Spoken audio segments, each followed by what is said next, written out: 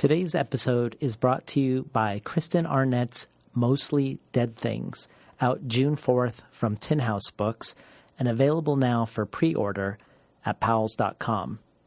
Karen Russell calls Mostly Dead Things a love letter to Florida and to family, to half-lit swamps and the 7-Eleven, and to the beasts that only pretend to hold their poses inside us. And Alexander Chee says there's a gunslinger cool to every sentence, like someone is telling you the last story they'll ever tell you.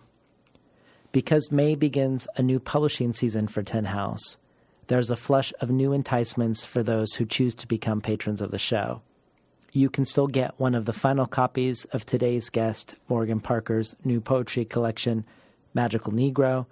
You can still get copies of Ursula K. Le Guin's Conversations on Writing, which since we last talked is now a finalist for both a Hugo Award and a Locus Award. And you can still subscribe to the bonus audio archive. But in addition, you can get the latest Tin House featured new release, which is Kristen Arnett's Mostly Dead Things. And after the first round of early reader subscriptions sold out way faster than we anticipated, Tin House has generously expanded the number of people who can become early readers. Early readers receive 12 Tin House books over the course of a calendar year in 3 shipments, months before they are available to the general public.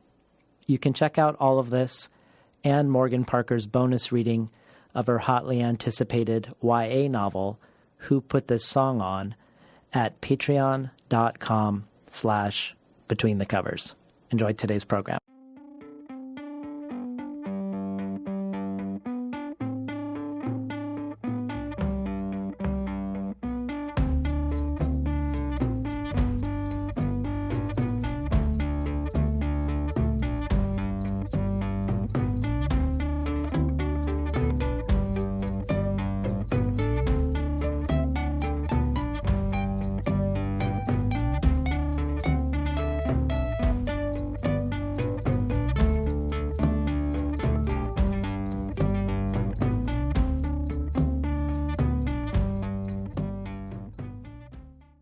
Good morning and welcome to Between the Covers. I'm David Naiman, your host.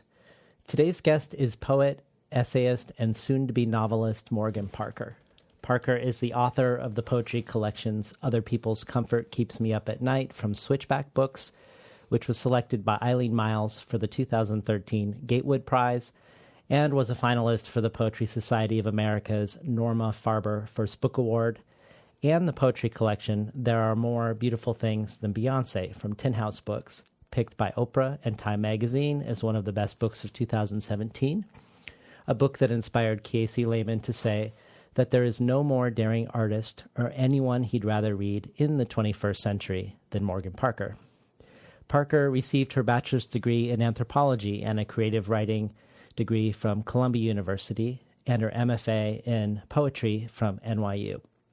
Her poetry and essays have been published and anthologized in the Paris Review, the Breakbeat Poets' New American Poetry in the Age of Hip Hop, Best American Poetry 2016, The New York Times, and The Nation.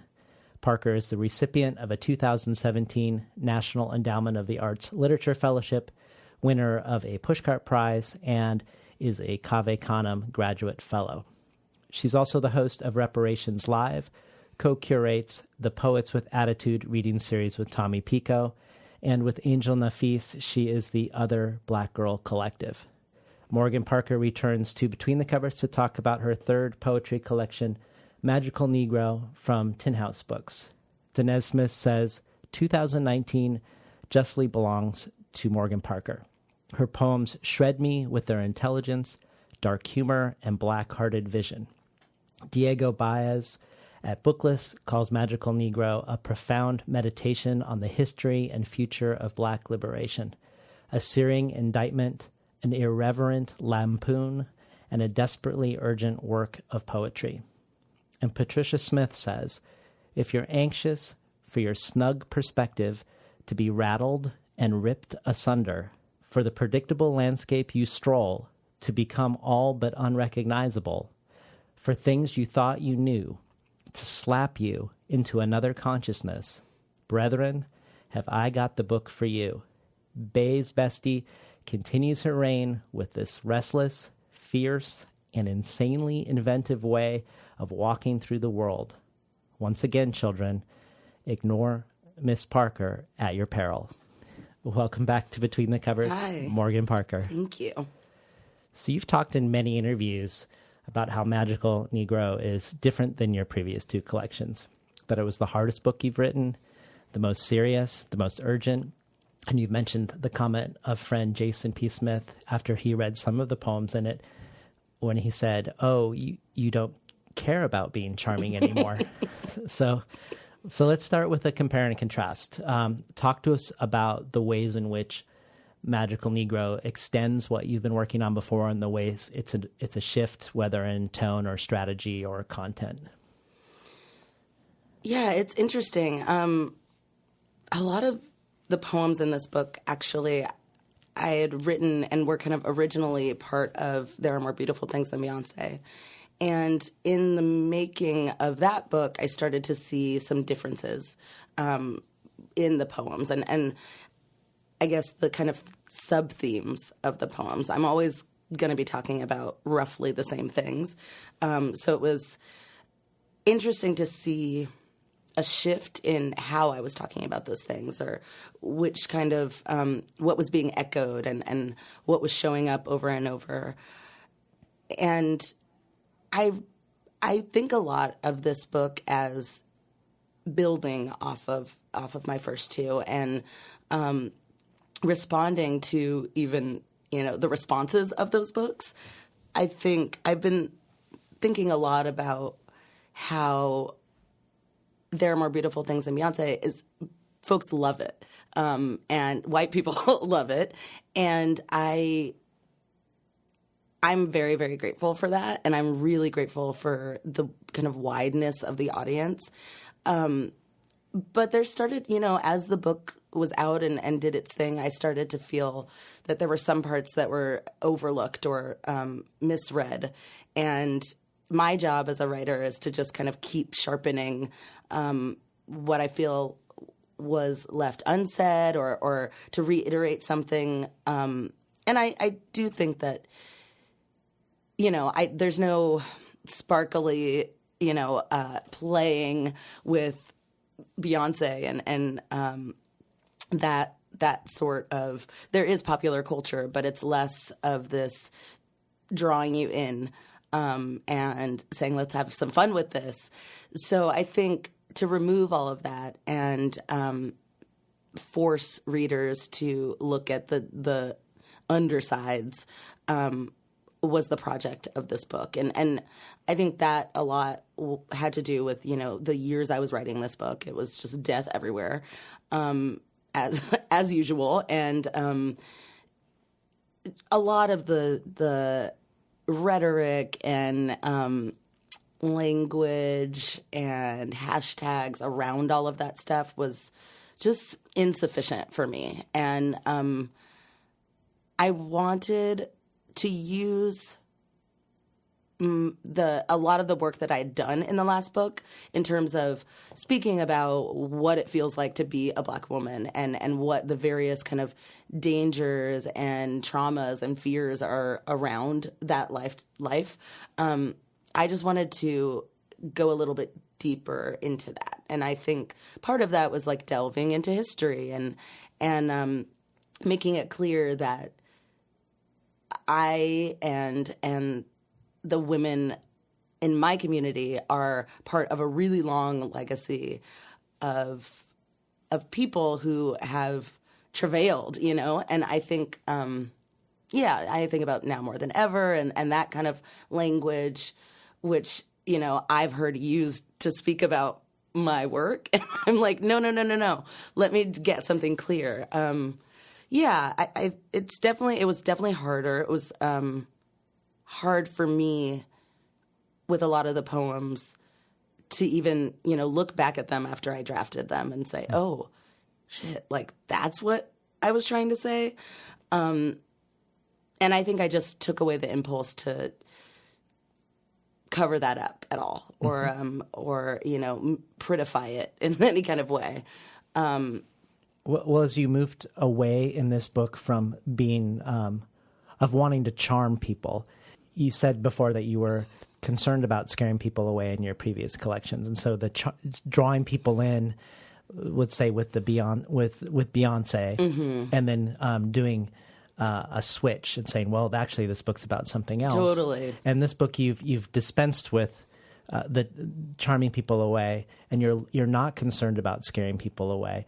But the paradox of that is you said that you were particularly terrified for how this book would be in the world. So how has the reality of Magical Negro been since it's come out for you, and compared to your expectations or your anxieties about it? The reception has been awesome. So I think people are accessing it in ways that I did not expect, and understanding it and contextualizing it in ways that I am really, really happy about. It's been hard for me personally. I kind of, I said at one event, I didn't put enough jokes in this book. And that's not for anyone else. That's because I'm on stages every day reading these things over and over. And that is not fun at all. That's really an additional struggle. And, to kind of relive these very vulnerable and tough moments of my life and American history over and over is, it's for a larger good, but it doesn't feel good to me. Yeah. So that part is really difficult. Well, one of my favorite public conversations you've had about the book so far is with Candace Williams at Electric Literature. And the last time you were on the show, we talked about the Magical Negro phenomenon, the benevolent, one-dimensional, magical black figure that comes to the aid of the dimensional white protagonist in relationship to your last collection. But in your conversation with Candace, you talk about the dangers of reclaiming the magical label, that even though you were in, for instance, the Black Girl Magic Anthology, and you support that endeavor, that just saying Black people are magical is problematic on the flip side when we think about Michael Brown being seen as a devil and Rodney King having Hulk-like strength. So talk to us about Magical Negro, the poetry collection, in this light, in the light of how you wanted your work to engage with this problematic phenomenon of magic, beyond the response of just flipping the narrative to its reverse. Yeah, it's really interesting and sticky because it is the same, it's a sharp edge on either side, and it's similar, I think, to There Are More Beautiful Things Than Beyonce, where I was thinking a lot about beauty, obviously, and what it is like to at once kind of put Black women on this pedestal, but also exploit their bodies, that kind of double-edged thing. That same theme is working here, where, and I talked a little bit about that with the last book as well, because it was very Obama era of like, there's this, Black president, and then everyone's getting killed, and that seems totally fine to everyone. And I think there's a lot of that kind of like holding those two things in your mind. That was really working on me as I was writing this book. And I love the kind of reclaiming the narrative of and especially with young women, seeing them say Black girls are magic. I love that. And we know that it's sort of true. But the more it's said not by us, sometimes I get a little bit uncomfortable, because it is another way to cut down and to, I guess, not recognize one's humanity. That is really what this book is about, I think, is I think there's a line that says what it feels like to not be able to see a person. That really is at the heart of this. And I think it's really troubling and heartbreaking to me the way that a kind of cultural understanding of a people as magical or mythical in some kind of way, how dangerous that can become. And it maybe begins as a kind of respect for survival and incredible strength, but then it becomes a way to justify not understanding someone's humanity. Mm-hmm.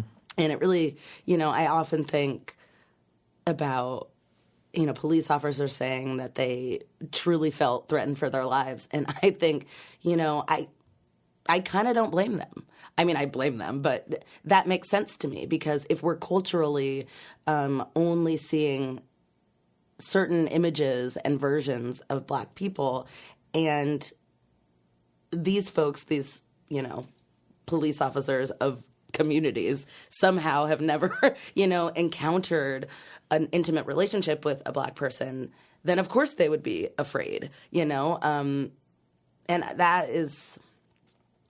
that's really, it's just heartbreaking to me. And I think something worth thinking about, just how the images and the language that we use and have used for years and centuries, the things that are kind of underneath the American consciousness, how that affects our day-to-day kind of interactions with people. And I think, we forget that there's all these kind of unconscious things working and interrupting and interfering with those relationships. And it really starts to needle, and it really kind of starts to add up. So this book really was like an opportunity for me to point that out and just like beg for my humanity to be seen. And in that way, again, it's like way more vulnerable and just like coming out of a lot of pain and frustration, really, where, I feel that there's so much I've said that has been heard, and yet, and I think this book really is about that particular type of Black exhaustion in 2019. Mm-hmm. Well, you've said in relationship to this book, it's becoming increasingly important for us to document ourselves. We're reflected in these major ways, but it's still never enough. It's still never specific enough. Mm-hmm. It's still not exactly in our words. And I wondered if that is the key to this collection, that the collection is motivated by documentation and specification. Mm-hmm. And I think of the titles of the three sections: Let Us Now Praise Famous Magical Negroes, Field Negro Field Notes, and Popular Negro Punchlines, and also the titles of some of the poems, like Magical Negro number 84, or Magical Negro number 3, or Black Women for Beginners Part 1, all of which give this sense of cataloging and a sense of the anthropological. So I was hoping maybe you could talk a little bit about the thought process there. Yeah, it's kind of interesting because my other books, I didn't necessarily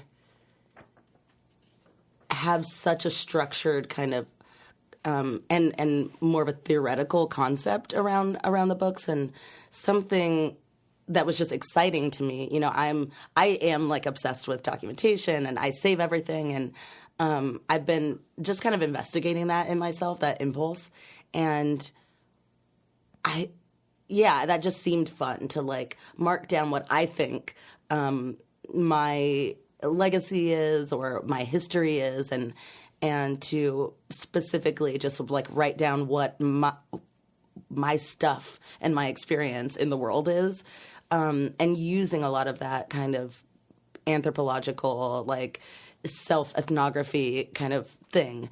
And it just, it was a lot more kind of heady conceptualizing when I started working on this book as a collection, not necessarily the poems, but I did. One of the first attempts I made at kind of taking this from poems to book was, organizing it by these almost as, an ethnography, and having these different sections and thinking about like a Malinowski, where it's like, here's how the people gift. Here's like what relationships are like. Right. And, I've read a lot of like anthropological books. So I wanted to kind of borrow from that structure. And that's another way to interact with this like dehumanizing by studying.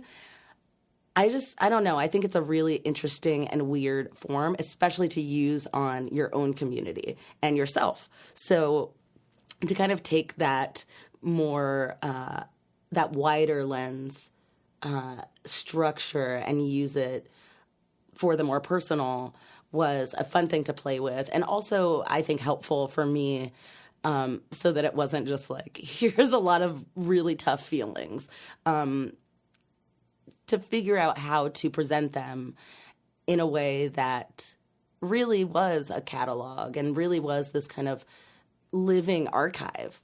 And that has to do, the field notes of it. That section, I really wanted to redefine some things, almost as if there is, a particular dictionary of blackness that I am writing, in that dictionary, this is what the word mat means. Mm-hmm. This is what, here is like a case study of being in the African braid shop. These kind of reworking languages and imagery, and that's part of the changing the magical Negro and figuring out what my magical Negroes are and those kind of specific titles and specific figures.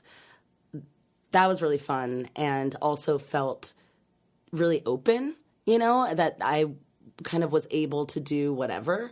And there were a lot of poems that I tried that didn't make it in here, but that was kind of the thought experiment behind a lot of it, of just like, what does this word mean to us? What does this action mean to us? How do I like redefine these things again in our own words and organize them so that there is this kind of, so that it's on paper, that is very documented, and that it's something that is alive and can be added to. Well, it seems fitting that the book opens with a poem whose title is taken from a line by Zora Neale Hurston, because she was often described, rightly or wrongly, as taking an anthropological approach to her nonfiction writing. So I was hoping maybe you could read I Feel Most Colored When I'm Thrown Against a Sharp White Background. Absolutely. Zora studied anthropology at Barnard, and I did at Columbia, and there was like a picture of her when I went into the anthropology building. So she really is, underneath a lot of this work. And one reason that I feel permission to engage in that way. So love her. I feel most colored when I am thrown against a sharp white background. Or I feel sharp white. Or colored against. Or I am thrown, I am against. Or when white, I sharp, I color. Quiet. Forget. My country is a boat. I feel most colored when I swear to God. I feel most colored when it is too late, when I am captive.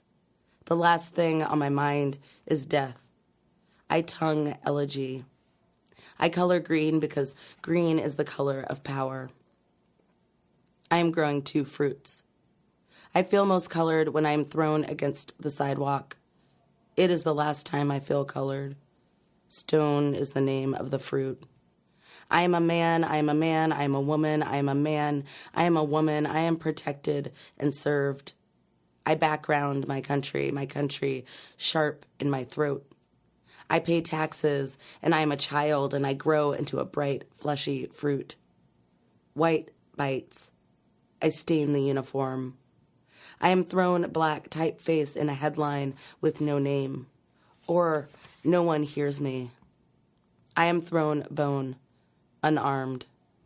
I feel most colored when my weapon is I, when I get what I deserve, when I can't breathe. When on television I shuffle and widen my eyes. I feel most colored when I am thrown against a mattress. My tits, my waist, my ankles buried in white ash. everyone claps. I feel most colored when I am the punchline, when I am the trigger. In the dawn, putrid yellow, I know what I am being told. My country pisses on my grave. My country bigger than God. Elegy my country. I feel most colored when I am collecting dust, when I am impatient and sick. They use us to distract us. My ears leak violet petals. I sharpen them. I sharpen them again. Everyone claps. We've been listening to Morgan Parker read from Magical Negro from Tin House.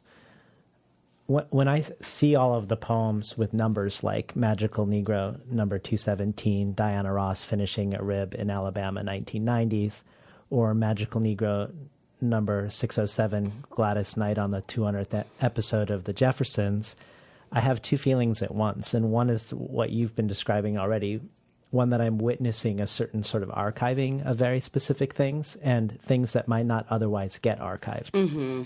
But it also alerts me, the numbers also alert me to that I'm reading something that is part of a larger work that isn't all here in front of me.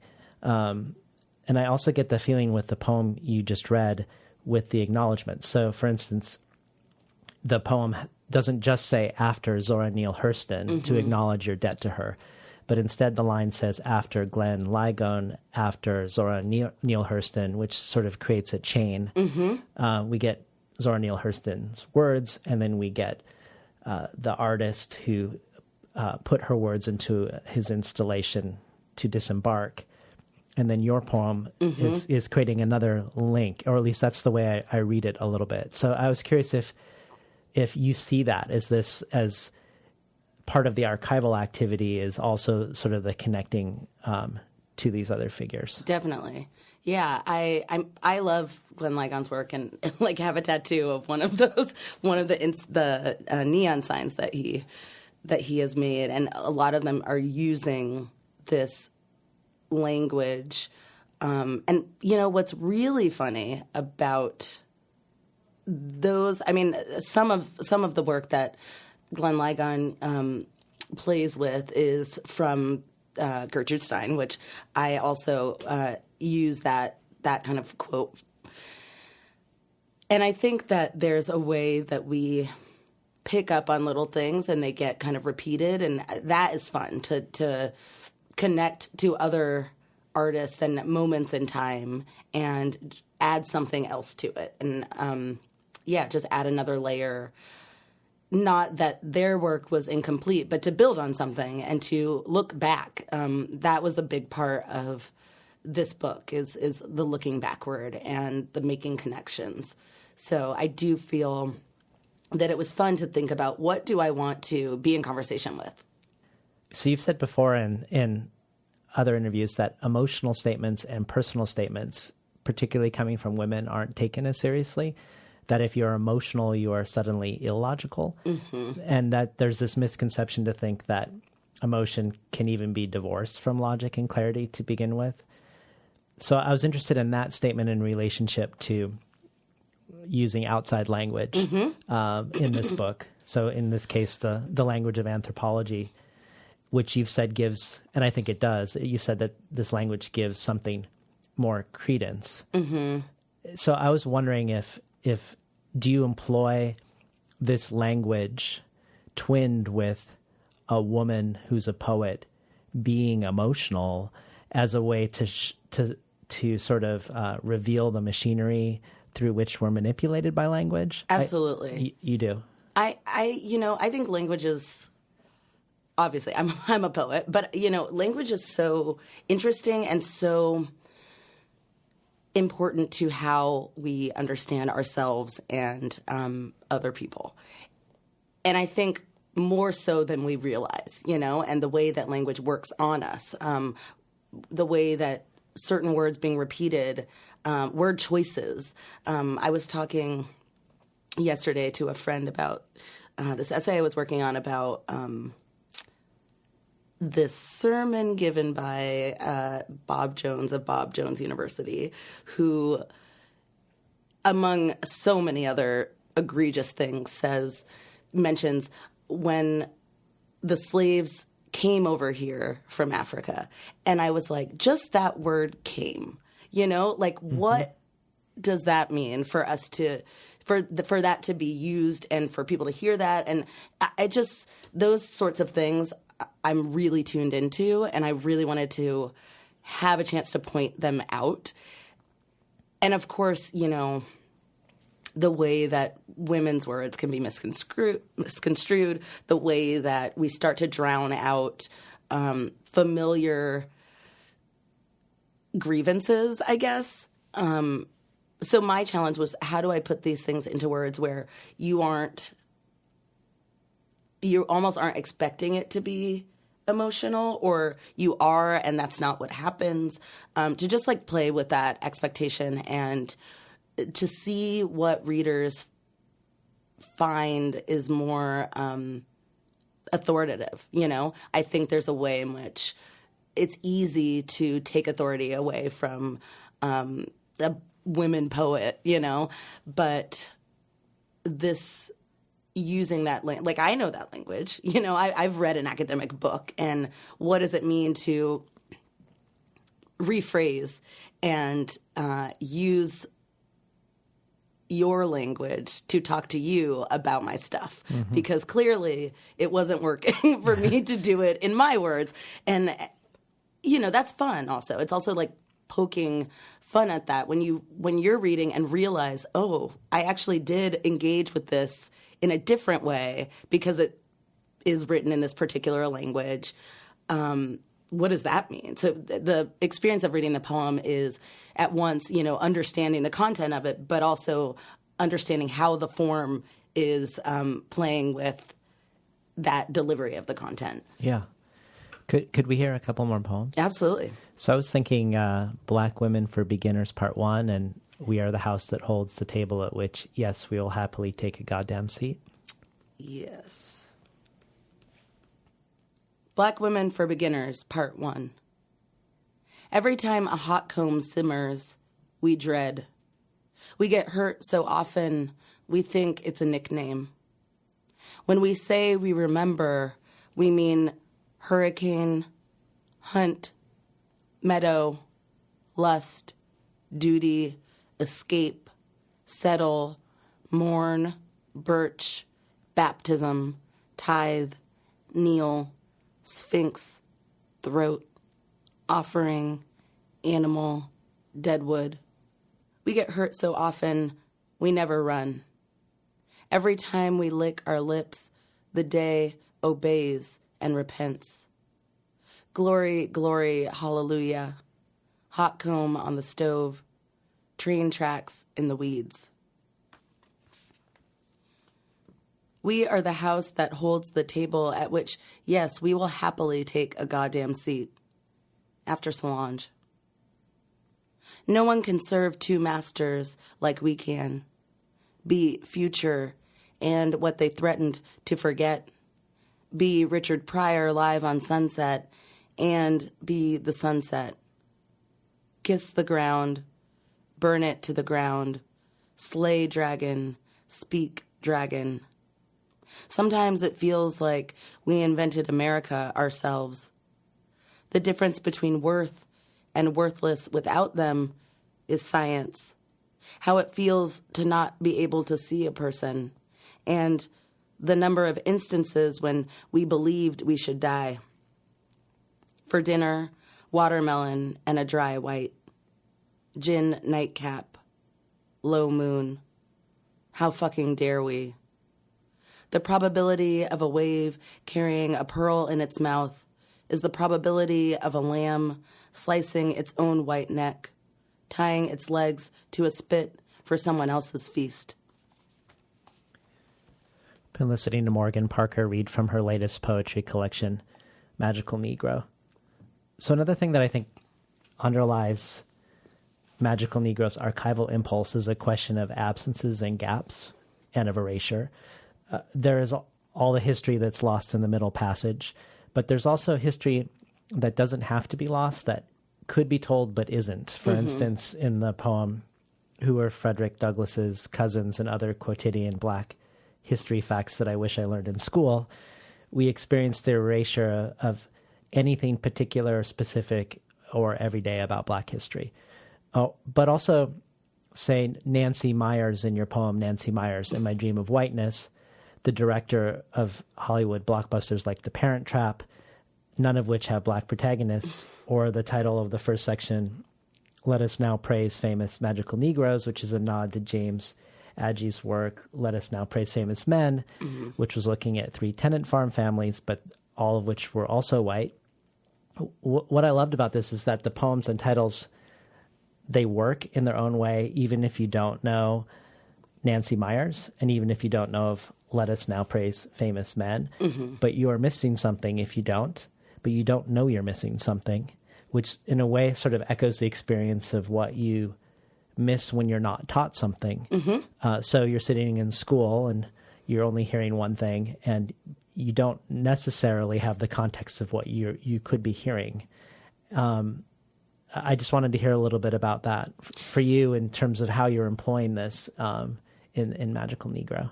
Yeah, and a lot of that is a kind of afterward realization of, wait, why do I only know this stuff? And what else is there? Wait a minute, like this has been presented to me in an incomplete way.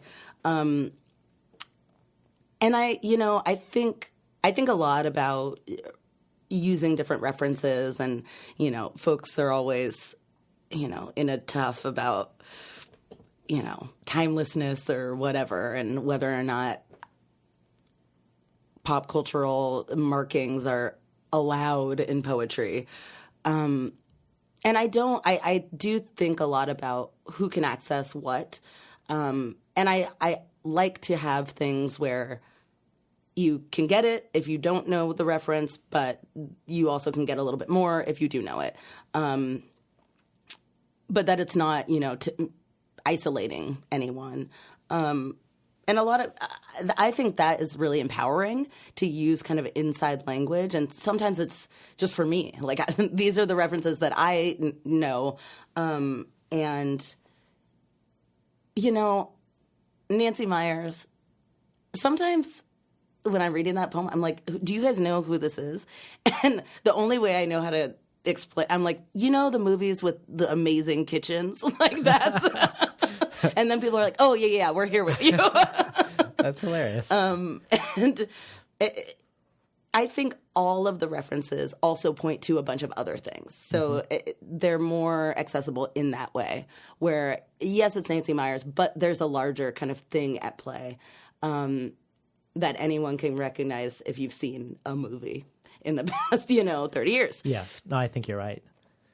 Yeah, I wanted to sort of twin this to something that you said in the interview with The Believer, which I just loved. So The Believer magazine did a series in the shadow of Trump's post-truth presidency, and they asked different writers their relationship to facts. And you had the most amazing answer when they said, what is a fact to you? So this is what you said. Part of my project is to make my own myths. It's a lot of rewriting and reimagining. I always say the craziest thing about the transatlantic slave trade is that so much history was lost. Names, birthdays, every kind of fact. I was never afforded that historically. Facts are white. It almost feels like facts don't belong to me. So people of color created their own myths. Facts aren't for me. And I love the way... I love this, and I love the way you flip the script, because it reminds me of a comment Toni Morrison made in the 1980s, where she said, from my perspective, there are only Black people. When I say people, that's what I mean. And I guess I wondered if this idea of facts being white is linked to the literal gaps that appear in your book, the gaps between the front teeth of Angela Davis, James Baldwin, and Malcolm X. So these Black spaces and absences that seem to be the source of their beauty in a way. So talk to us a little bit about writing not just against a sharp white background, but also writing in the presence of absences or from or into a Black gap.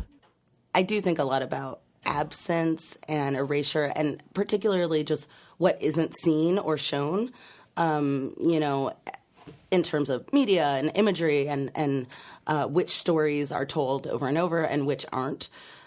That's part of it. And I also think that part of it is trying to name that special magic, if you will, of which isn't public, and is a little bit ephemeral and interior.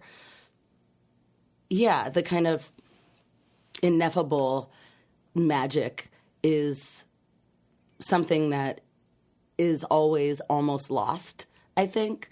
And that has to do with the shaping of what we see as facts. There's room for flexibility, I think, and fluidity in what is a fact. And it really, the way that we prioritize fact and truth and whatever feels very supremacist and constructed and controlling almost. So I did want to push back on what is actually true versus what I see and what we as a people feel. Facts are my therapist I center that because I talk about this stuff in therapy, and she loves it. She brings that up all the time. She's like, what was that you said? Facts are white. Which, I kind of, after I said that, I was like, what did I just say in this interview? But I do really believe that the way that Black Americans operate is something other than true fact. That's in our language. That's in the way that we play the dozens and the way that we tell stories. Like, all of that is, we don't need actual facts. That's just not how we speak, and that's not how we exist and move through the world. I think it's something else. Let's hear Frederick Douglass's Cousins, because I think this poem speaks to that a little too. Awesome.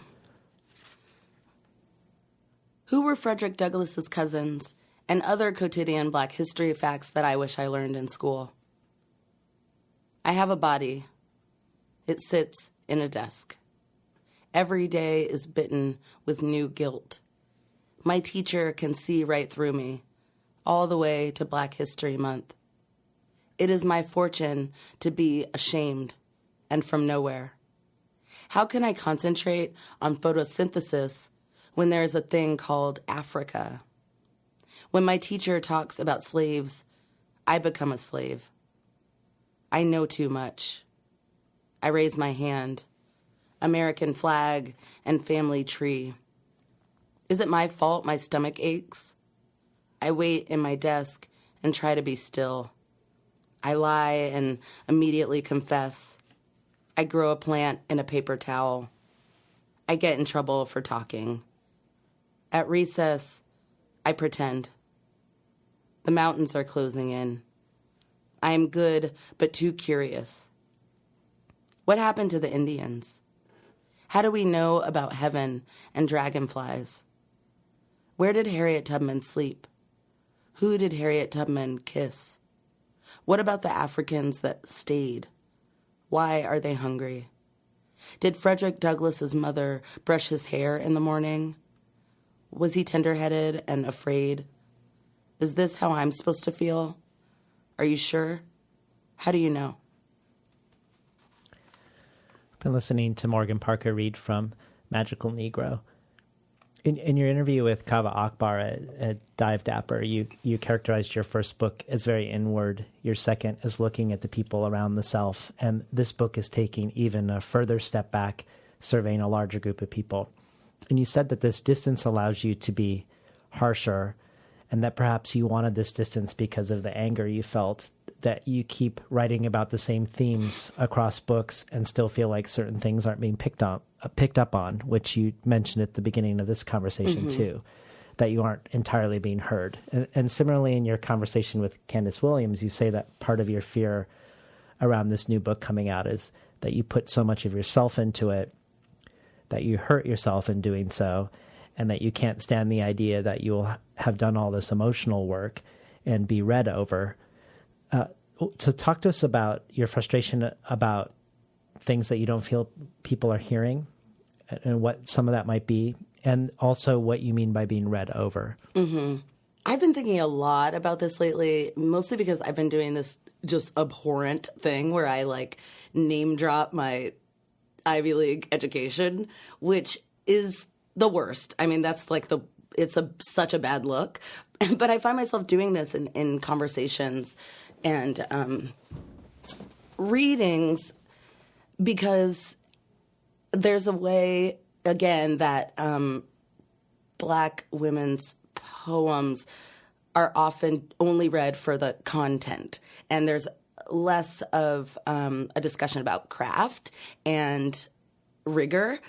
And I think that's the stuff. It happens a lot more subtly. And I think it's easier and more fun, I guess, or whatever, for folks to just be like, this is powerful and urgent, and Black people, to pick up on certain. You often see the word raw. Yeah, which is exactly. The contrast to crafted. Absolutely. This feeling that these are just like my emotions spilled on the page.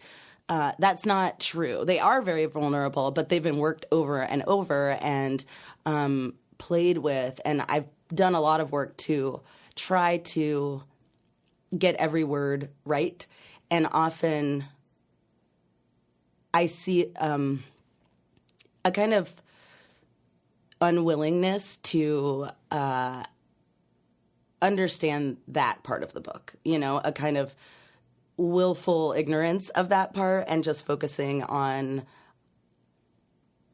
the content's connection to a cultural conversation about Blackness, which is all correct, but, the poetry is so special because it can do more than just say, here's how I feel as a Black woman, here are some things that make me afraid or upset, but also to say them in a way that makes the reader feel those things in a different kind of way. And the form and word choice and wordplay is as important as the content.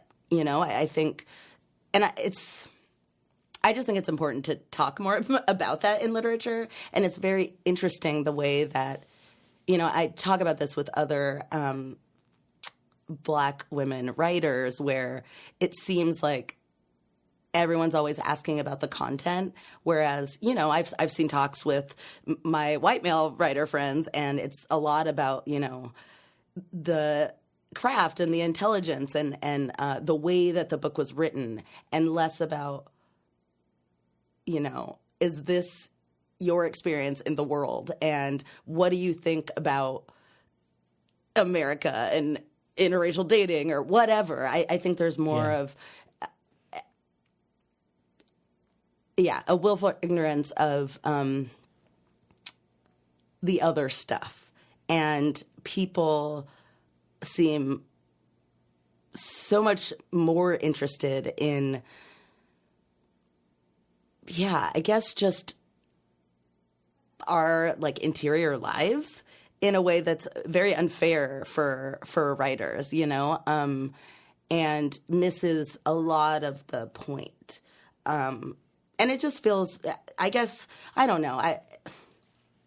I'm still trying to work out like what it is that upsets me, but I think part of it is that, to be, doing all these interviews and Q&As and all these things, to be only answering questions about like how I feel and how America feels and how America should feel is frankly exhausting and boring. Mm-hmm.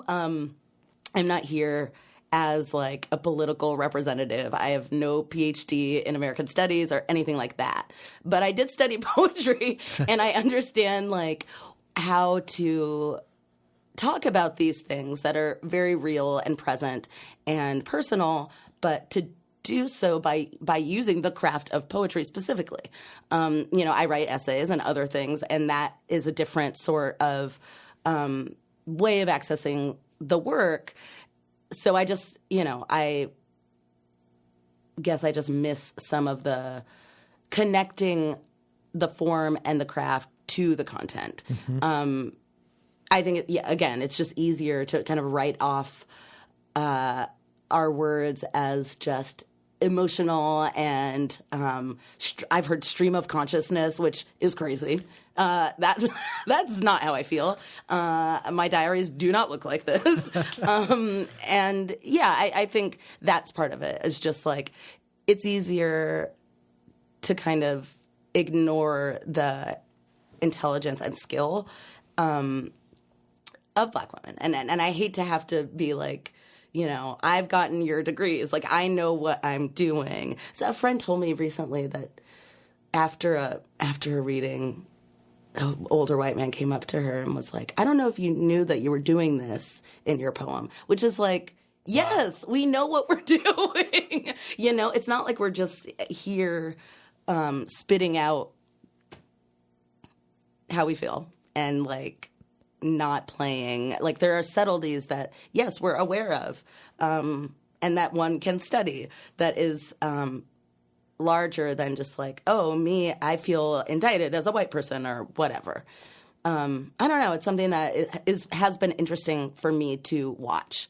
And like, as a nerd, I'm kind of like, I would love to talk about the line and how playing with form can interact with content. But well, I have a question that's specific to what you're just saying that is about the line, because I do want to unpack the different ways in which you use repetition in the book, because I think it has multiple ways in which it's affecting the reader. But one of them I wondered about is when we get these phrases repeated and that reappear and echo throughout the collection, if part of that is an insistence on your part that's in specific to this very thing, that you're saying, listen to me. Yeah, absolutely. And that, I keep saying it in terms of, I don't know if this is heard in my past work, but it really is, I don't know if I'm heard ever, and I think that's the larger thing at play. Are you hearing me? Are you hearing all of us? We've been saying the same shit forever, and yet, and I think that's what is underneath. Like, it's less so about my reception, in the world and in literature, and more about history and repetition, and the repetition that wears us down, and the kind of, it's clearly at this point, I think I'm being very clear. So if folks aren't getting it, we're saying, all right, we have lives that matter, basic shit like that. Folks who can't get with that, you're choosing not to see that stuff. And I think that nothing is passive. And so the insistence is pointing that out. And I think not letting myself or anyone get away with rushing past facts about our lives, and rushing past real concerns that we have. So I don't know. This book is a lot about repetition throughout history. I think a lot about what are the kind of frustrations that I've inherited from the moment I was born, and how those things kind of repeat throughout our lives in various different ways. The repetition of a Matt sort of dude, and the repetition of feeling gaslit, and the repetition of feeling cut down and dehumanized, and all of that. So to have that in the form, and to have the reader experience that sort of insistency and repetition, is a way of trying to make the reader feel as I do, and to try to, it's not just about saying the thing. It's about feeling the thing over and over. You mentioned these repetitions in relationship to history. One way I read them was repetition is sort of an interrogation of the idea of progress. For instance, in your poem, Now More Than Ever, it opens with the line, "This is a phrase used by whites to express their surprise and disapproval of social or political conditions, which for the Negro are devastatingly usual." The subtext of which seems to be that the Black experience is one of repetition. Yes. A Black life in America is one of repetition. And I think that is placed on us. It's not necessarily, I think that's lack of freedom, when things are repeated onto you. We're just trying to move and reinvent and freestyle our way into liberation, which would be the permission and the freedom to just continue and to be different and to be specific and be, I guess, free in ourselves rather than repeatedly living out other people's ideas of who we are, if that makes sense. Yeah. Well, the difference between sort of the white surprise of Now More Than Ever versus the Black response, but this has been going on forever. Exactly. Like, I think of... let's just get over it. Like, there's a way in which the Now More Than Ever rhetoric is so... One of the reasons it's frustrating is because it kind of... it popularizes what we're just sick and tired of, so to build something around a particular era of Black pain it's almost fetishizes it and creates a space where nothing is solved because it's like always brand new. Whereas if we acknowledged the kind of insistence and persistence of these issues, then maybe we can make a space to get out of there. But if it's always this kind of like, ooh, this is urgent and brand new, and let's, now more than ever, we need to have you do this reading about your pain. Like that is, why? This is not a cool kind of like revolution. It should be over. The everness should be over by now. Well, I think of like the Black History Month and then all of the blackface scandals in Virginia, and the Gucci and the Burberry scandals that also happened in Black History Month, where it felt like the larger cultural response was to distance themselves from Virginia or ourselves from Virginia. Absolutely. What's going on in Virginia? What's in the water in Virginia? And then other people just started very casually looking at yearbook history in any number of schools all over the country. And there's nothing particularly going on in Virginia. Essentially, it's going on everywhere. Right. And for that matter, I was reading about something very un-Morgan Parker-like that you did, which was a hike. Oh my gosh. Can you believe I did that? Well, you said you did a hike here in Oregon. I did. And you did it based on another thing where you could say Oregon and Virginia, not that different. Talk to us about what that hike was all about. I don't even know if you can call this. Other people were hiking around me, so I was like, can I truly say this is a hike? Because I was kind of going up an incline. There was an option for like 75 stairs or something. I said to my friend, I was like, this is not Rocky. Like, I'm not here for this. But, we looked at the map and he was like, oh, there's a statue called The Coming of the White Man. And I was like, first of all, just that language, I must see it. This is like a spiritual pilgrimage now. And I will actually, do this un-Morgan Parker thing in service of a very Morgan Parker thing, which is looking at racist language and the preservation of praise of white man. That was really it really was about seeing something up close, you know, and not being able to just like write something off. Or it was funny when we got to the top, there was also this white woman with, I think, like her daughters, and she was like, oh my gosh, I hate that title. And I was like, I love it. And she was like, I was like, I love this title. I love bluntness. I love seeing, like, when people show you who they are, believe it, sort of thing. I'm just very interested in blatancy. Yeah. Well, I want to keep following this theme of repetition a little bit, because in addition to repetition functioning as a certain insistence, at times repetition is also an enactment of the way propaganda works. So the images and messages that are constantly repeated, the insistence and the repetition of the propaganda of white supremacy. And I was hoping you would read one paragraph from Toward a New Theory of Negro Propaganda before we talk about this phenomenon of the way you're engaging propaganda. And I marked it out in there. Okay, great. For example, the Negro obviously understands how the talking heads of reality TV stars are essentially a manifested rendering of the Greek chorus, how fault is assembled episode by episode, how it matters who gets named what.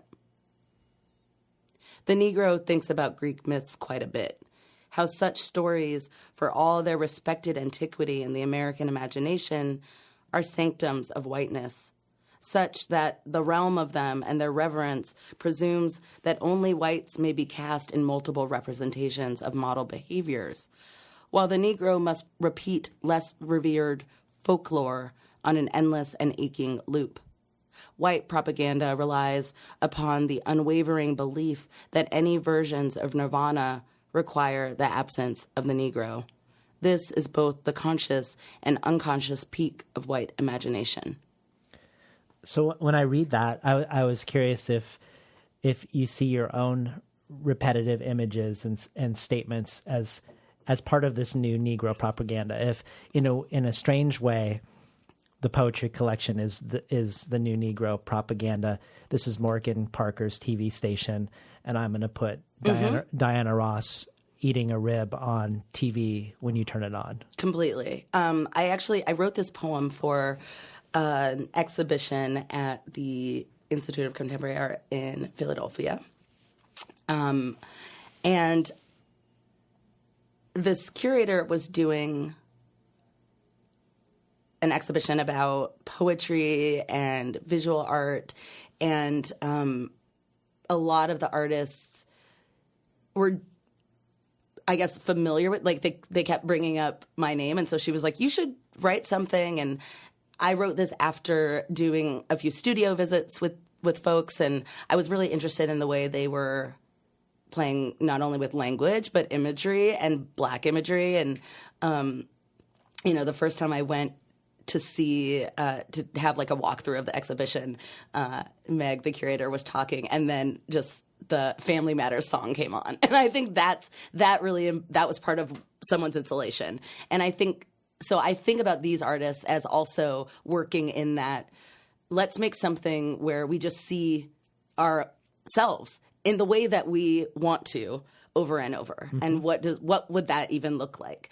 So I was really inspired by the many very different ways that these artists were doing that. And I just wanted to think about, that idea of propaganda and the fact everything is propaganda, so how do we make good propaganda? How do we make the things that are repeating, like, you are loved and you do matter, and instead of the other way around?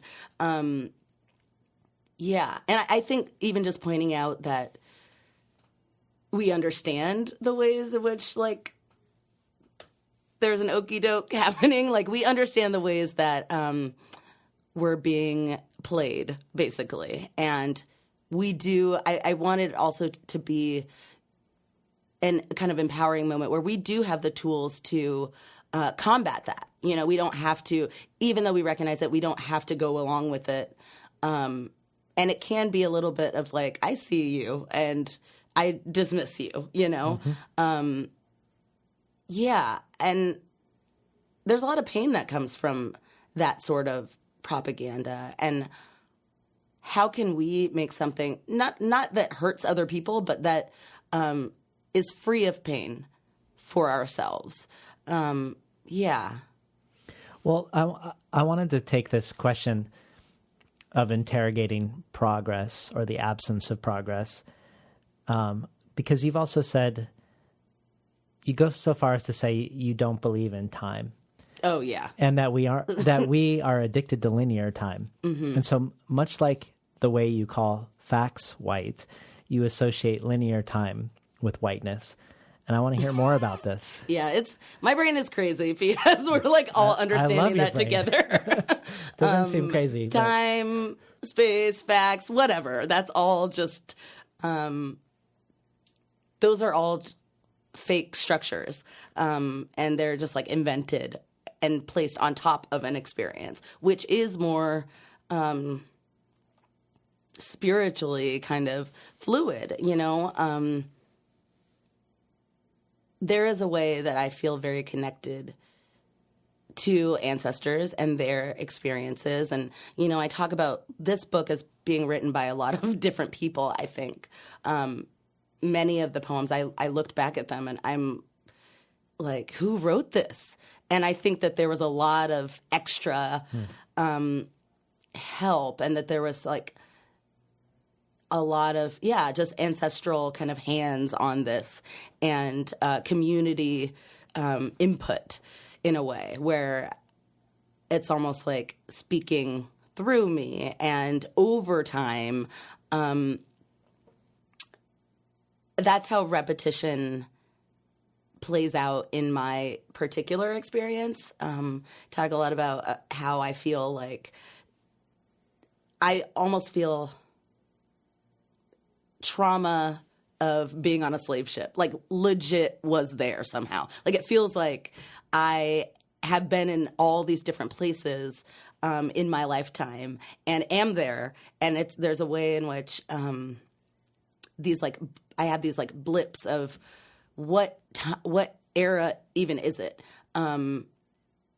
Which is, I don't know. I don't think it's that strange. And linear time just feels too easy for the very surreal experience of being alive, and particularly in America. I don't think it's strange either, but would you allow me to go to to be a little weird about where I go from here? Please. So if we think of facts and time as white, and you have this line, Negro propaganda is born of the opportunity in blips, dead air, revision, imploding narratives, and space travel. And also Negro propaganda insists upon simultaneity, both of which you just touched on. It makes me think of black holes. In the language of physics, black holes act as, quote unquote, ideal black bodies that reflect no light. And they form when a star collapses. So they form out of something. You know, I'm thinking, I mean, this is just crazy. I love this. Connections. I'm writing an essay about this right now in my head. Much like you're saying Negro propaganda is born of an imploding narrative, the black hole is born of the imploding star, and they warp all of the typical understandings of time and space, literally, because of their strong gravitational pull. So in a way, it feels like Magical Negro is constructed like a black hole that rearranges its universe on its own terms, which is what really a black hole does in reality.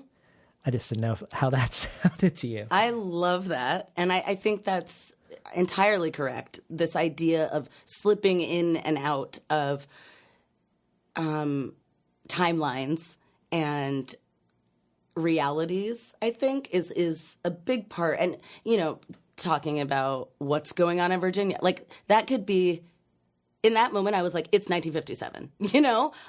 That's the way that I'm walking through the world. And that there's a way in which our experience really is like that, where it's like, there's these constant reminders, and to the point where they feel as if we're all experiencing those things from the past and into the future. And, you know, that is how we that's how we understand ourselves and our history. Again, because the facts of those things have been obscured from us, basically, or we've been lied to about them. So there is this space for us to just construct something else, implode the narratives, and create a different myth or a different kind of understanding our place in the world.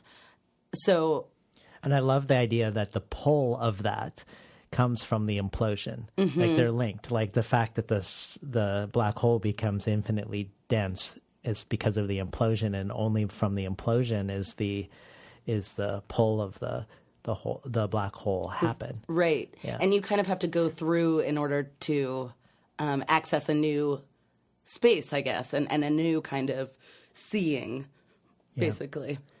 Well, thank you for letting me be weird. I am thrilled. So there's a line in the book that goes, "My body is an argument I did not begin."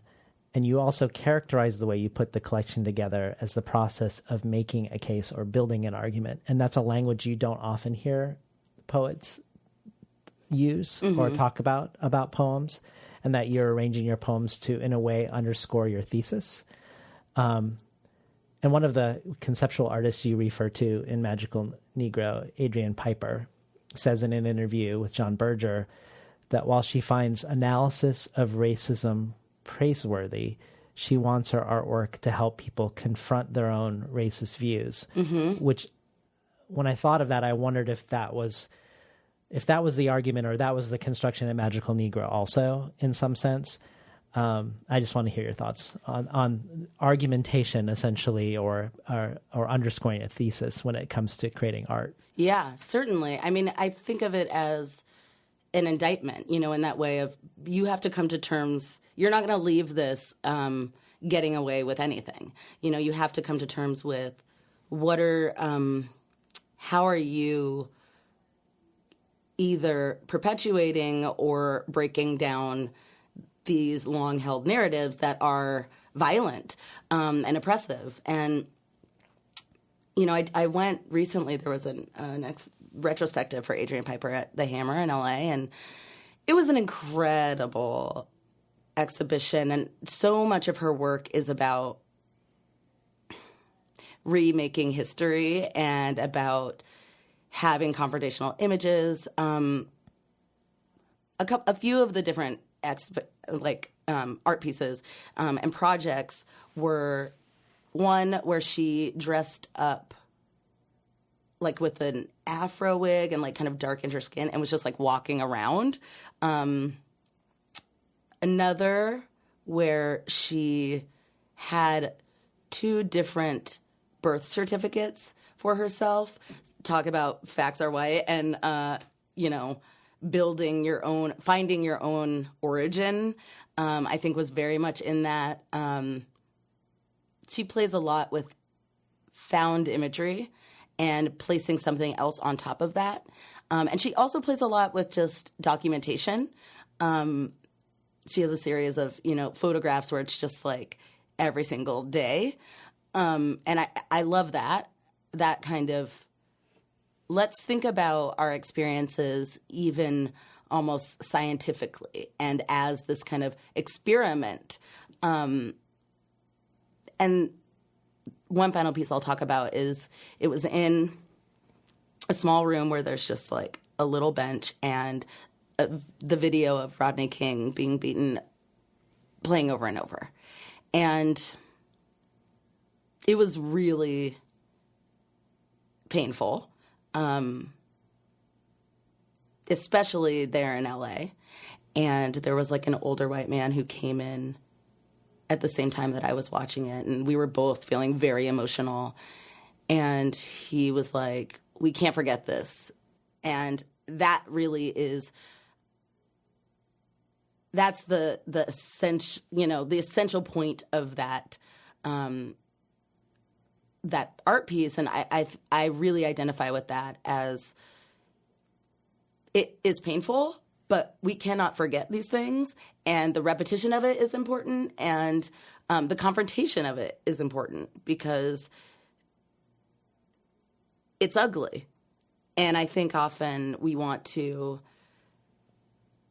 like you said, distance ourselves from the ugliness that we perpetuate. And we want to say someone else did that, or that it's not affecting you in the everyday. So, yeah, I don't know. I think that is a way of making an argument, or really argument in terms of having a goal in changing minds about, entering the book thinking one thing and leaving it with a new understanding in some kind of way. Maybe this is a good time for another poem. Yeah. Magical Negro number 89. All right. Michael Jackson in blackface on a date with Tatum O'Neal, 1970s. Okay. Have you seen that picture, by the way? I have not. It's so weird. Like, a friend of mine sent it to me, and I was like, uh-oh. Talk about a magical Negro. Like, it's weird. I'll look it up. Yeah, please do. Magical Negro number 89. Michael Jackson in blackface on a date with Tatum O'Neal, 1970s. There. I said it. I've been thinking about buying a gun. There's a precedent for my kind, and it doesn't end. My sense of time and condition is always 6 months to 8 years ahead, or 2 days to 150 years behind. To be safe, I remain in a state of repentance. I can't help it. Our song plays in the grocery store. I'm picking out parsnips. I imagine telling my dad I'm buying parsnips and laugh at the way he would say, "Girl, don't you know you're a Negro? What in the hell?" A confession is, in this moment, I do not know precisely how parsnips taste, only that I've had them before, some dinner party, some New American Brooklyn situation. And I was delighted, lifting my glass to toast a Gruner for no reason in particular except I approximate myself as something to celebrate. I could go on like this for decades. Dress up is what we call blessed. I only get turned on in hiding, shoulder to door jam and maybe a rifle. We are scared shitless to leave the house as ourselves, and we like it that way. Isn't repentance always a question? The glass is empty now. I'm desperate as Motown snow, something hissing in my palms. I can never, ever stop thinking about Fred Hampton and youth and how it ends. Grown up is when the other you eats you, when what you allow is a monster. Sometimes in bed with white lovers, I ask permission to show my dark. The devils underground are still. Been listening to Morgan Parker read from her latest collection of poetry, Magical Negro, from Tin House Books. So this poem ends with you in bed with a white lover, and you have another poem in the collection, Matt, that I think has taken on a life of its own in the world more than any other poem. Yeah, which is awesome. So I want to hear about the impulse behind the Matt poem, but also as much about how Matt has traveled since Matt has been released into the world, the unexpected ways Matt has sort of touched people and become a phenomenon. Yeah, I mean, I think a lot about, again, this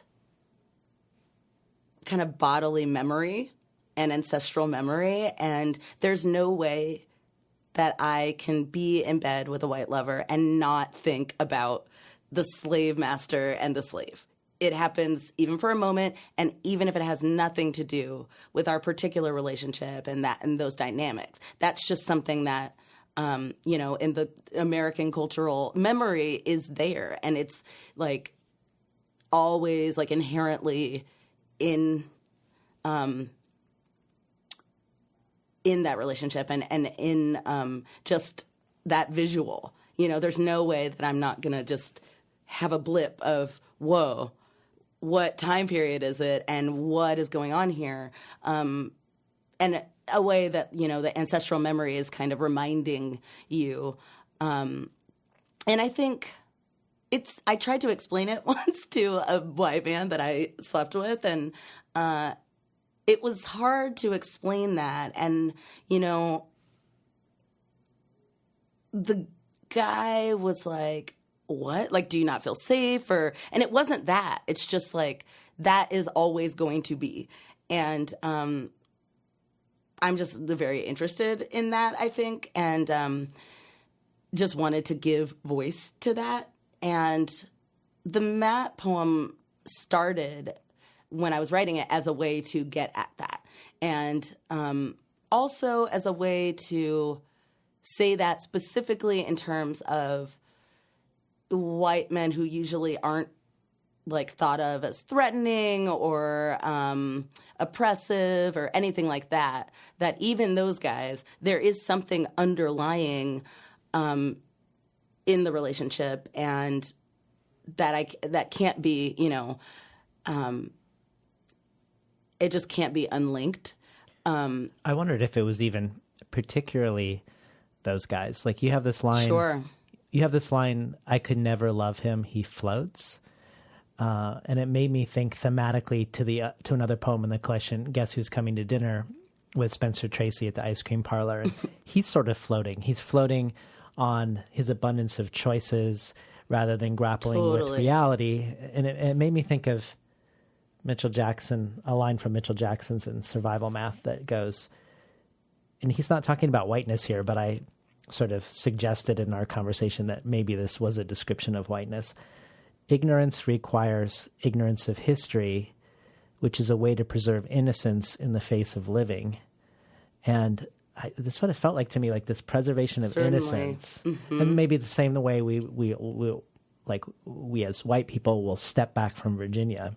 Exactly.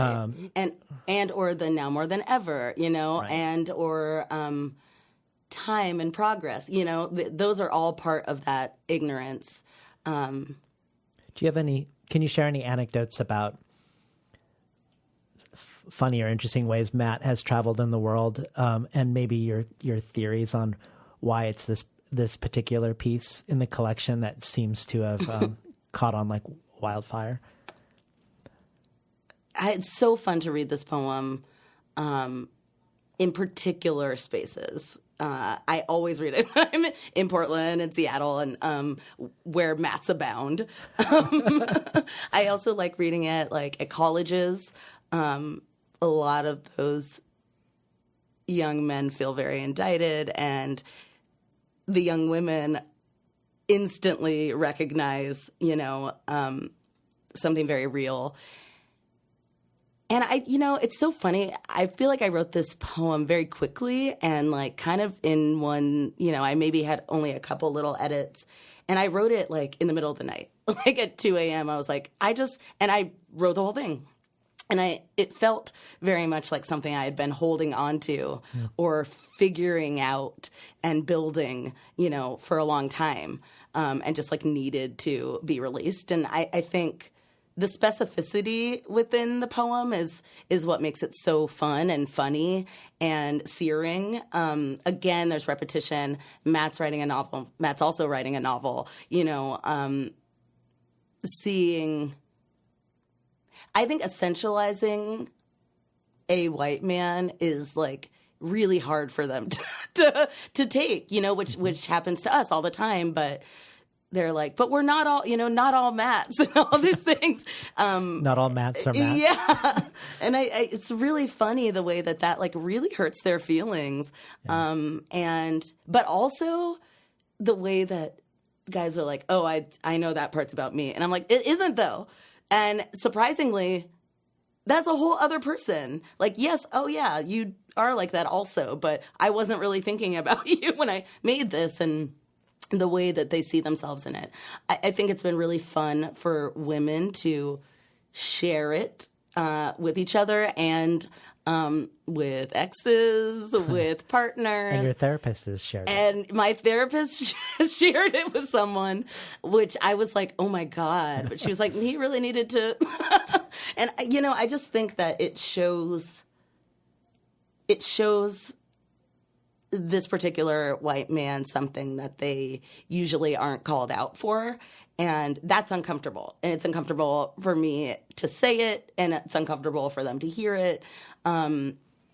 I think, I don't know, I get a lot of women coming up to me and being like, I just sent this to so many people, and that is awesome. Also, I've met a lot of Matts, like Black women coming through the signing line, and they're like, I'm here with my Matt. And like one woman brought him over, and she was like, look, it's Matt. I was like, hello. And he was kind of like, hi. That's amazing. I know. And, there was one college I went to where a kid raised his hand and was like, I like Modest Mouse, and I'm wearing a flannel right now. And I was like, do you have a question? Like, what's happening here? This kind of like... Has a question for himself. Right. Yeah. And that part is fun. It's also fun to read and fun to bring in these kind of very simple interactions, little things about Matt that build on this character. It really is this like character sketch of the type of guy, the type of text messages he might send. Could we hear it? Yeah. For all intents and purposes, and because the rule applies more often than it doesn't, every white man or boy who has entered and fallen away from my particular moderate life has been called Matt. Not Dan, rarely Ben, never Matthew. Matt smokes unfiltered Pall Malls because Kurt Vonnegut did. We talk on MySpace because he goes to a different high school. Matt's in love with someone else, but I can tell he's still interested in me. Matt and his girlfriend aren't really together. Matt doesn't have a condom, so we can't. Matt also doesn't have a condom, so we can't. Matt loves Modest Mouse. Matt loves Kanye. He loves whiskey. He brings a flask to the park. He tells me I'm beautiful.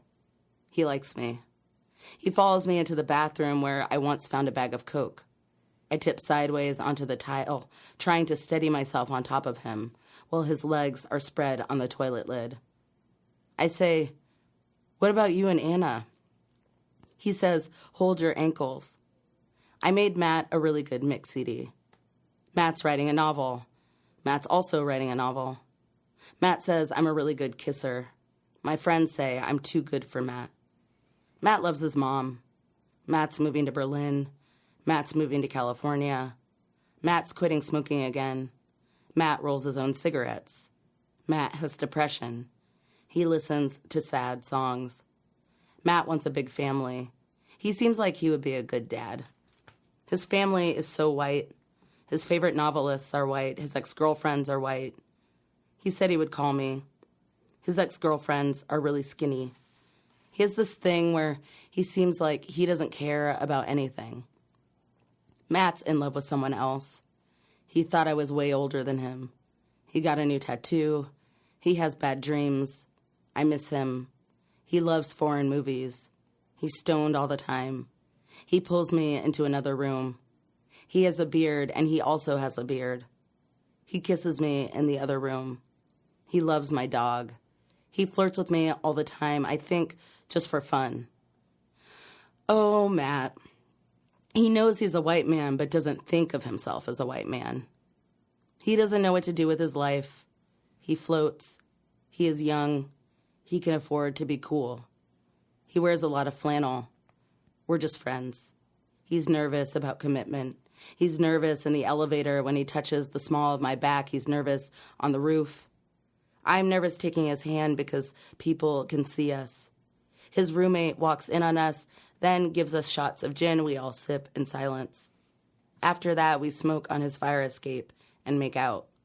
We smoke in front of the bar and make out. We make out on an empty subway train. My back slips around on the hard plastic seat. He pays for my brunch. He texts me all the time, even at the airport. He's breaking up with his girlfriend. He and his friends are drunk in someone's apartment in Queens. What am I up to? He hates his job, but he's totally a genius. He lost his phone, so he has a new number. He hates his job, and what he really wants to do is make art and be happy. He needs to live abroad for a while. He used to be really dumb. He swats his hair from his forehead and says, of course he will call.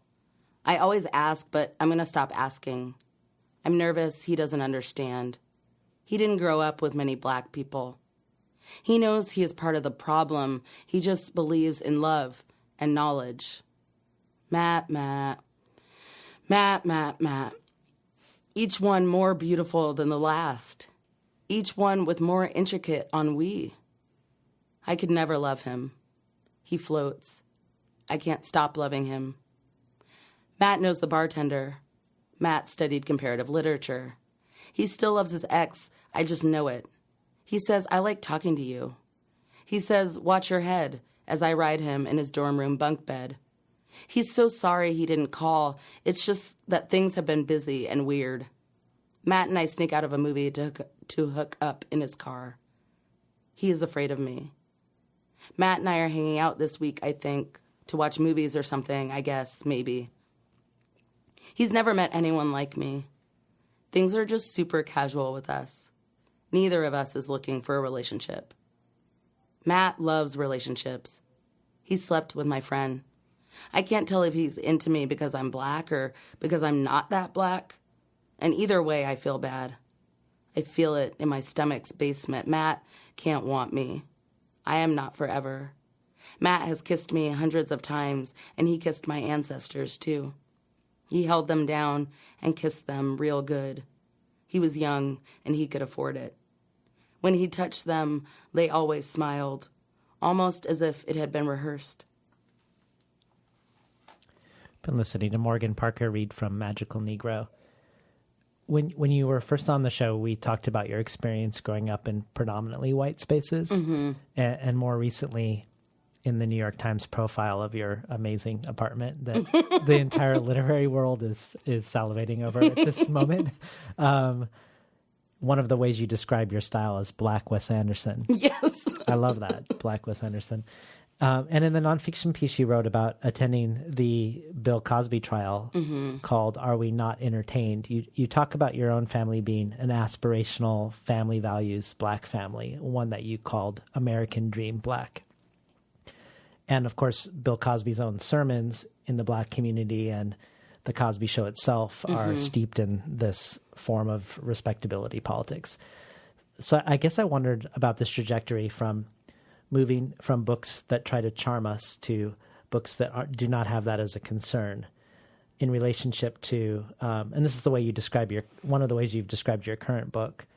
I wanted to explore in this book pushing the perverse and the gross and the ugly and the uncomfortable as a beauty as well, and allowing pain to exist alongside beauty, running into the garbage fire that is America and ourselves and seeing what we can learn. I wondered if you feel like Magical Negro is a sort of undoing in a way of American Dream Black, if it's a way to, decolonize an assimilationist impulse. For sure. Yeah. And the way that happens on a personal level is really painstaking, and it's an uphill experience. It's really hard to shed what you have learned or not learned for your entire life, and what you've understood to be, the aspiration, and what you've understood to be the right way to be in the world or be accepted and all of these things. I really do see it as a kind of taking that apart.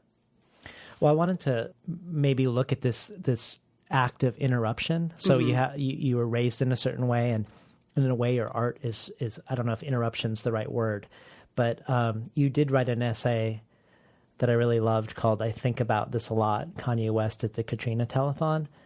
And you say this really interesting thing about interruption, but I wanted to first, maybe you could orient us again to that phenomenon with Mike Myers and Kanye West for people who don't remember.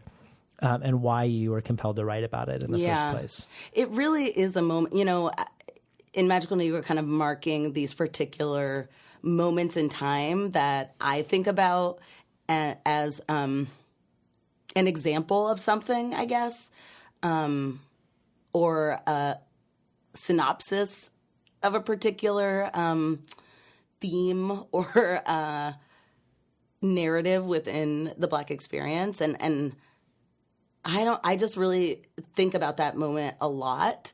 And I mean, so does everyone. Like, I think it's like very culturally popular, and I'm interested in the way that it's funny and so deeply sad, and it makes everyone uncomfortable. Like, Mike Myers' face there is something that that is like, that's evidence of a discomfort working on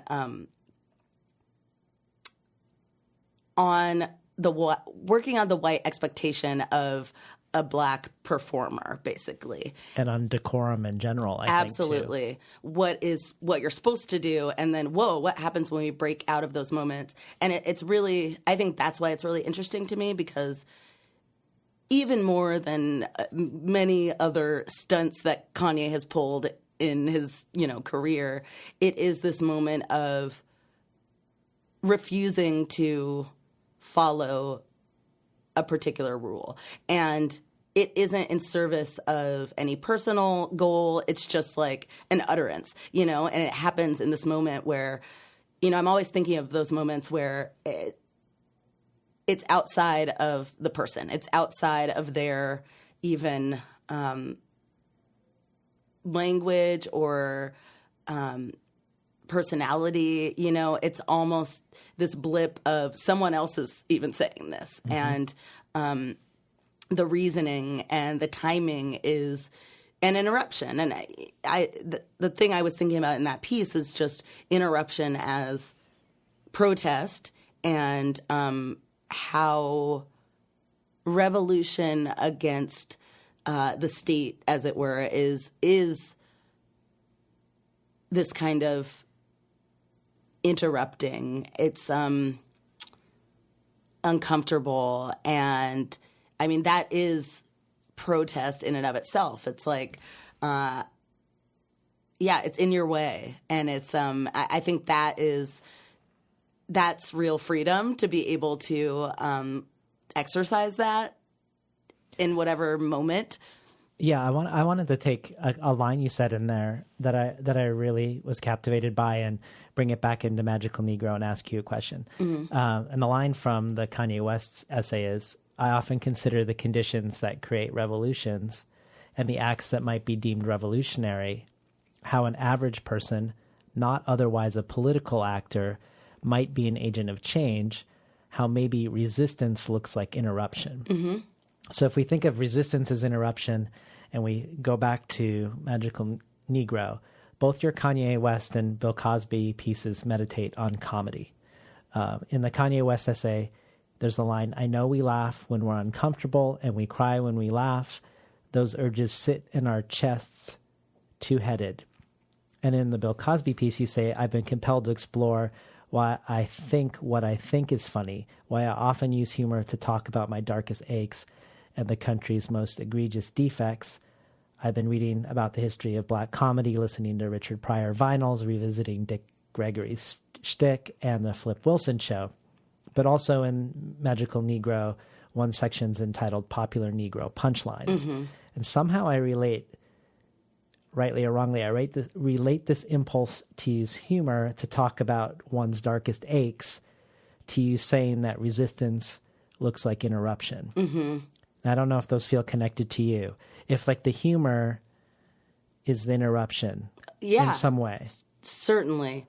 Definitely. And the way that humor plays off of pain, and, and even like in the Matt poem where it's like everyone's laughing and then suddenly it's like, oh shit, slavery, I think I'm really interested in those moments and playing off of those moments. And that certainly just is part of how I kind of speak and move through the world. And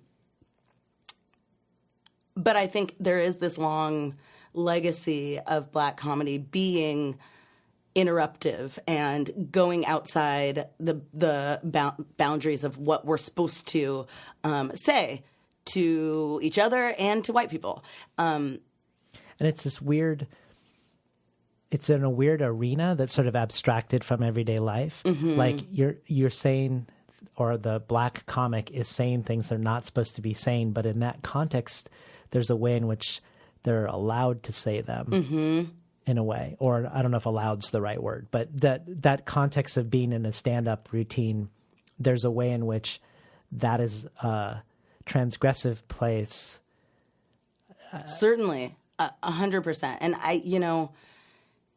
in what world would like a crowd of white people be listening to some shit like that? And I think about that a lot when I'm on stages, and it is a space that is divorced from, and I don't know if I mention it in that essay, but it's certainly something I've been thinking about, is this, I think I mentioned it, but the fact that is a space where you kind of there are no rules, and there's something so intoxicating about that, that is a particular kind of power, and, can be used for good or evil, this idea that there will be no punishment for this. Whereas in the world, those moments can have consequences. I think about literature in that way and comedy in that way of I can say this in these spaces. I might not say this to your face. I mean, me personally, I probably will, but I might not articulate it in this way to you on, just chatting at happy hour, but what I can put it in this book, and it's takes on something else where it's literature, but it's also like me saying something I needed to get off my chest. Is that what you mean when you say that the way jokes operate is something that influences the way you write poetry? Definitely. In that there is a kernel of truth, in that there is play on language and narrative and just the sentence and how, the order of words and all of that is very important to joke telling. And the way that jokes disregard time and space often, not only just, decorum, but really there is a way in which different histories and different perspectives can make their way into the same joke. And I'm really interested in that. Of course, we think about Black humor and laughter as being a way of coping, but I also think it is a way of, as you said, resistance. It's a way of articulation. I often feel that so much of my experience is surreal, and it's it's almost funny, and I think a lot about Pryor and Gregory, and a lot of their jokes work like that, where it's almost funny, or it's funny until it's not.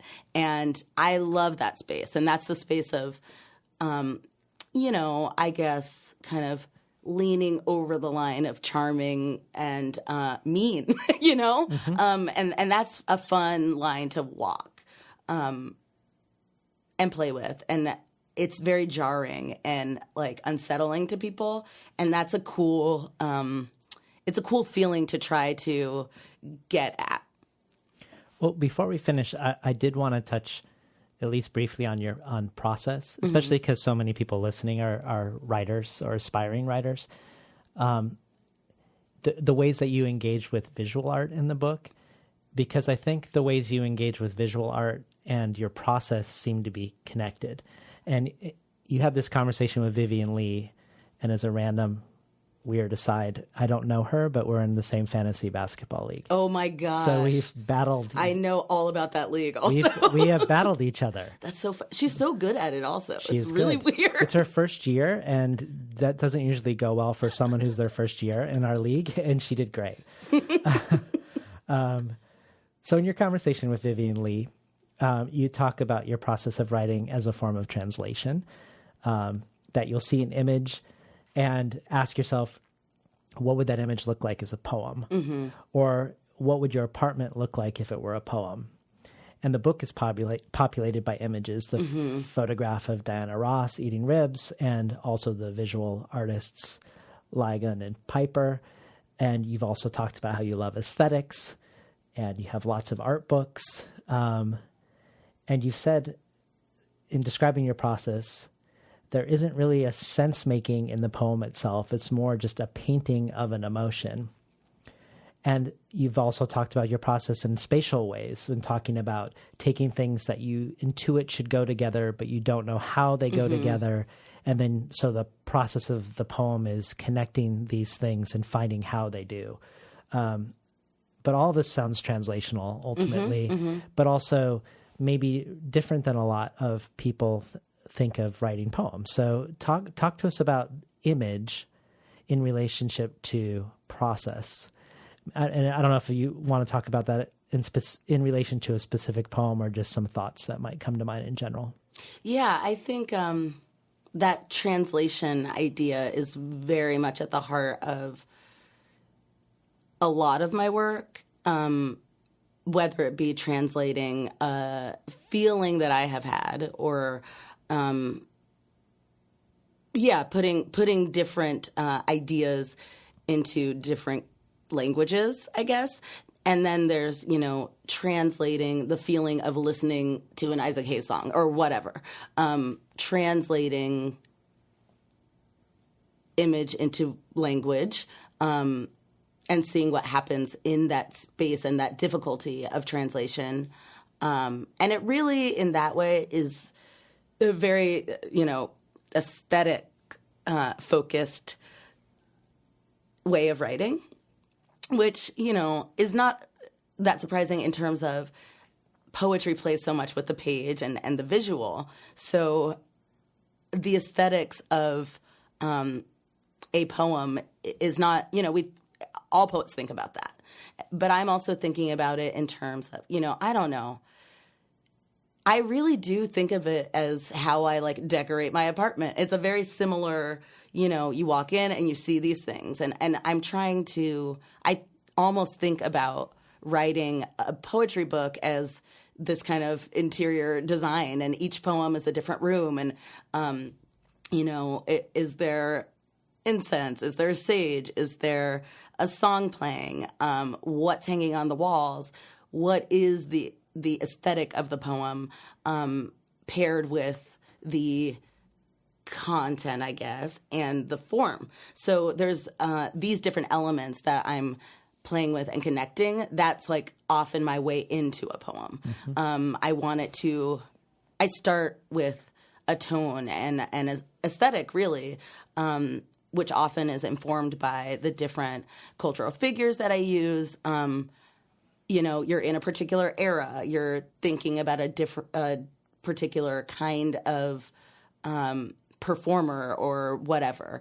So that really is, and that has to do with this kind of, I want to put together the feeling of being afraid and, this weird image of Diana or Michael Jackson and Dana O'Neill and the era of that. And you might not know how to get from one of those things to the other when you start. Mm-hmm. Yeah. And sometimes it's just okay, what are the songs I'm thinking are, what's the playlist to this poem, and what are the colors, and what are the patterns? And it is a sort of design in that way. And something about playing with that aesthetic tone and mood helps me to articulate something that I don't know about yet. So I usually start with that, the kind of mood and tone. It sets the stage for a particular question, really. I'm sitting with these different objects in the room and making sense of how it all fits together aesthetically. Well, I'd love to end with the final poem in the book, but before we do, I just wanted to ask a brief question to set it up, because when we arrive at the end of the book, we realize it loops back to the beginning, which I feel like is wonderful when we are talking about linear time being white, and here we are at the end, but we're really not at the end, we're at the beginning, or everything's happening at once. Exactly.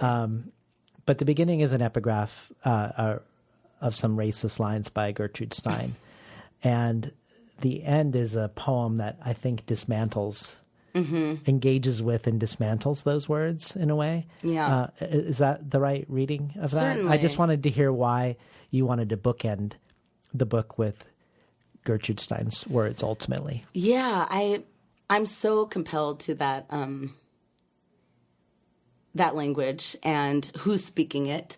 So much of the book, I keep saying it's funny. My last book had an epigraph of Kendrick Lamar, and now for this book called Magical Negro, it's Gertrude Stein, which is weird and unexpected. But I think because so much of this book is about that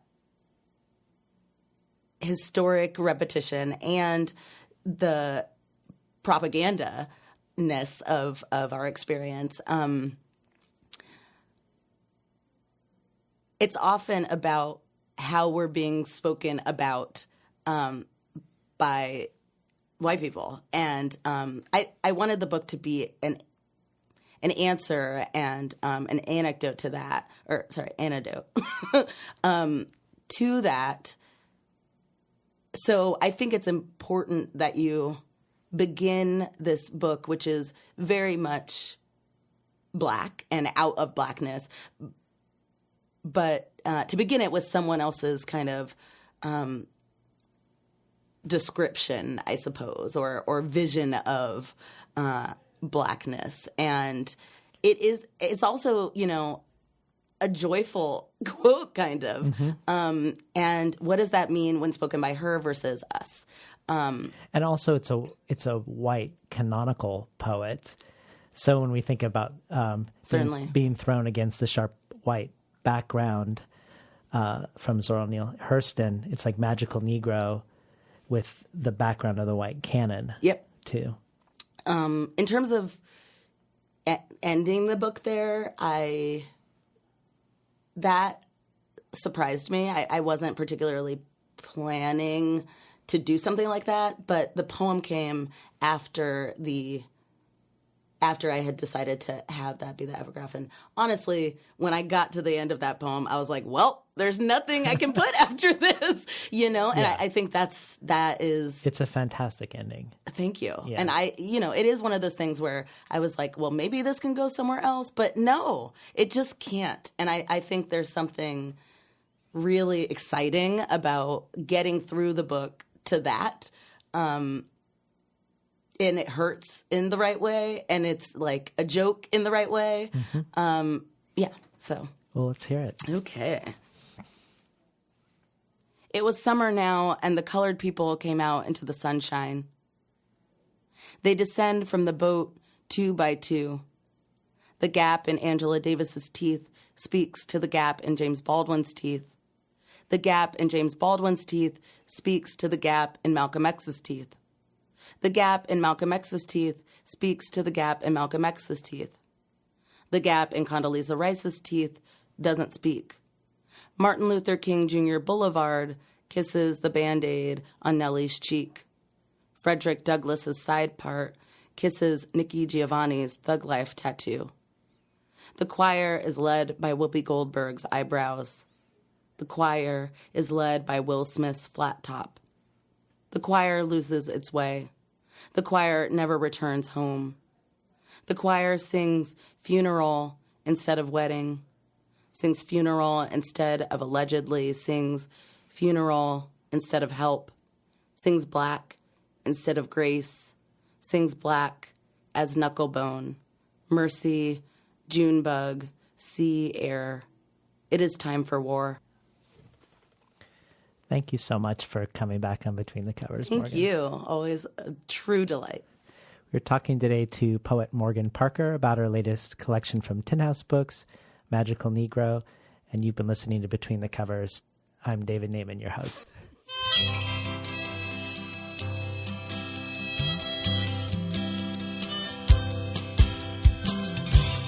Today's program was recorded at the studios of KBOO, volunteer-powered, non-commercial, listener-sponsored, full-strength community radio from Portland, Oregon, found at kboo.fm. You can find more of Morgan Parker's work at morgan-parker.com. Morgan Parker has recorded for the bonus archive a reading from her forthcoming YA novel, Who Put the Song On? This joins supplemental material by Marlon James, Layli Long Soldier, Carmen Maria Machado, Sheila Heti, Boris Gander, John Keane, Jen Bervin, Christine Scutt, Christina Rivera Garza, and others. All of this can be found at patreon.com/betweenthecovers. Finally, I'd like to thank Imre Lodbrog and Barbara Browning for creating the outro. Their album, Imre Lodbrog, A Sapatita Mi, can be found on iTunes, and Barbara Browning's trove of ukulele covers can be found at soundcloud.com/Barbara Browning.